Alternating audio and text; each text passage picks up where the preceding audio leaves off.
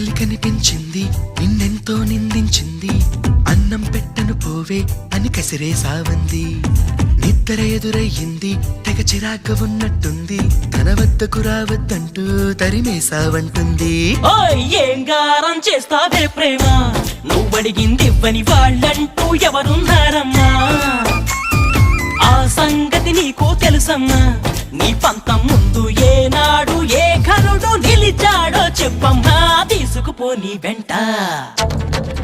ఓ ప్రేమ తీసుకుపో